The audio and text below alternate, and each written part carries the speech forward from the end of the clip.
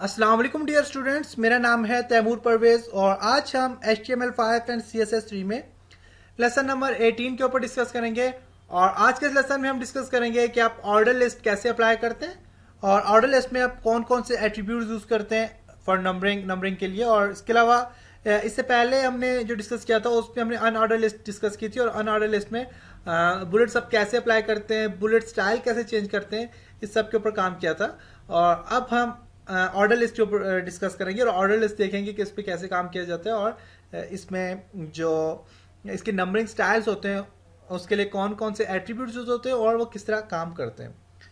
तो मैं आपको बताता चलूँ आउटलाइन भी। तो आज के लेसन में हमने डिस्कस करना है ऑर्डर लिस्ट के ऊपर and using of different attributes in order list. और ऑर्डर लिस्ट में आप कौन कौन से एट्रीब्यूट यूज कर सकते हो इसके ऊपर डिस्कस करेंगे। तो अपने मैं स्लाइड्स की तरफ जाता हूँ और स्लाइड से आपको बताता हूँ। ओके,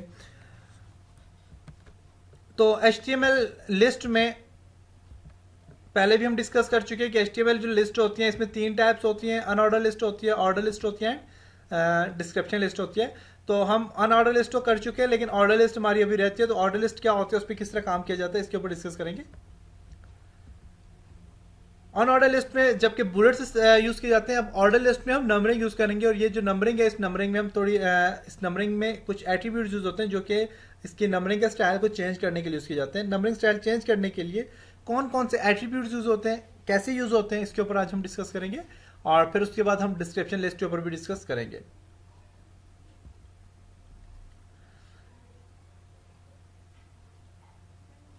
तो इससे पहले हमने अनऑर्डर लिस्ट पे डिस्कस किया था, अब ऑर्डर लिस्ट में हम डिस्कस करेंगे। तो ऑर्डर लिस्ट के लिए जो आप यूज करते हैं, आप टैग यूज करते हैं वो OL से यूज होता है, मीन O से ऑर्डर्ड और L से लिस्ट, ऑर्डर लिस्ट के लिए। और पहले की तरह इस लिस्ट में भी जितने भी कंटेंट्स होते हैं उन सब कंटेंट्स के लिए लिस्ट का टैग भी यूज किया जाता है। तो लिस्ट का टैग भी आप यूज करते हैं इसके साथ। और जो लिस्ट आइटम्स होते हैं ये आपके जब ये आपके ब्राउजर में सामने नजर आते हैं तो वो मार्क नंबरिंग में होते हैं, आपके नंबरिंग में उसके स्टाइल आते हैं। तो एग्जांपल है ऑर्डर लिस्ट की, पहले एग्जांपल है। तो ऑर्डर लिस्ट में आप देखें तो हमारे पास ऑर्डर लिस्ट के लिए हमने OL यूज किया। OL के बाद हमने जो इसको लिस्ट दिया है, LI लिस्ट दी है। तो कॉफी, टी एंड मिल्क, तीन हमने इसको आइटम दिए और तीन आइटम के लिए हमने लिस्ट अप्लाई किया, लिस्ट टैग यूज किया। और ये जितनी भी लिस्ट है इन लिस्ट को हमने ऑर्डर लिस्ट के अंदर हमने बंद कर दिया यहाँ पे। और इसका जो रिजल्ट सामने है, तो आपके पास रिजल्ट सामने है। तो 1 2 3 देखिए नंबरिंग दी हुई है यहाँ पे, नंबरिंग यहाँ पे सामने आ गई है। और अब ऑर्डर HTML लिस्ट के कुछ एट्रीब्यूट जो होते हैं वो कौन कौन से होते हैं। तो ये एट्रीब्यूट जो होते हैं ये ऑर्डर लिस्ट में आप इसके स्टाइल को चेंज करने के लिए यूज किए जाते हैं। तो इसके जो एट्रीब्यूट्स हैं हमारे पास वो टाइप 1 है। तो टाइप जो 1 है, 1 में आपका क्या होता है, ये जो आपके डिफॉल्ट होता है इसको आप डिफॉल्ट भी कहते हैं। तो ये सिर्फ इसमें नंबर होते हैं 1 2 3। और उसके अलावा टाइप A जो होती है, ए में आपके पास अपर केस लेटर होते हैं, जैसे कि ABC, और ये अपर केस में होते हैं, कैपिटल लेटर होते हैं।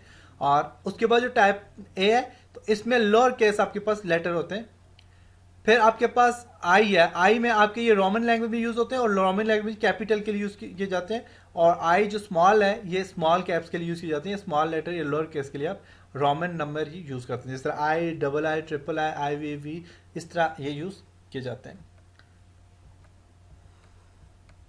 तो नंबर स्टाइल में क्या होता है, तो नंबर स्टाइल का पहला हमारे पास एग्जांपल है नंबर स्टाइल की। तो ऑर्डर लिस्ट में हमने टाइप 1 दे दी, इसको टाइप दे दी 1। और इस टाइप में हमने दिया जी कॉफ़ी, टी एंड मिल्क, ये तीनों दे दिए। और इसमें आप देखें तो ये हमने लिस्ट के अंदर ये सारे के सारे डाल दिए और ऑर्डर लिस्ट में इनको मैंने बंद कर दिया। तो इसका रिजल्ट जो है सामने वो देखें 1 2 3, तो ये बस यहाँ पे आ गया। तो ये अगर आप ना भी देखें, वन ना भी लिखें, तो आपका डिफॉल्ट स्टाइल जो होता है वो यही होता है ऑर्डर लिस्ट का।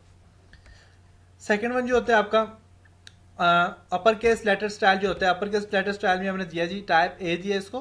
और A में आप देखें कॉफ़ी, टी एंड मिल्क, वही चीज़ें दी हैं। और इसको ऑर्डर लिस्ट के अंदर इसको मैंने बंद कर लिया सारी लिस्ट को। और यहाँ पे इसका जो रिजल्ट आ गया कॉफ़ी, टी एंड मिल्क तीनों का जो रिजल्ट आ गया वो ABC कैपिटल में हमारे पास, ABC में हमारे पास रिजल्ट सामने शो हुआ है।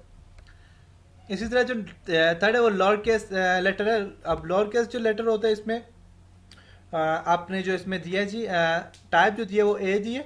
और A में ये लोअर केस में हमारे पास कॉफ़ी, टी एंड मिल्क तीनों हमने लिस्ट के अंदर इसमें भी बंद कर दिया और इसका जो हमारे पास रिजल्ट सामने है वो ये आया, देखें ABC ये लोअर कैप्स में आ गया, लोअर केस में हमारे पास सामने आ गया ब्राउजर में। नेक्स्ट रोमन या अपर केस स्टाइल जो होते हैं, रोमन अपर केस स्टाइल में आप देखें तो यहाँ पे आपका रोमन में आप देखें आई दिया मैंने, और ये कैपिटल केस में दिया, मीन आपका अपर केस में दिया, और इसको भी हमने लिस्ट के अंदर बंद कर दिया। और इसका जब हम रिजल्ट सामने देखेंगे तो आपको रिजल्ट सामने ये वाला आएगा, कॉफ़ी टी एंड मिल्क, देखें इस तरह का रिजल्ट सामने आएगा।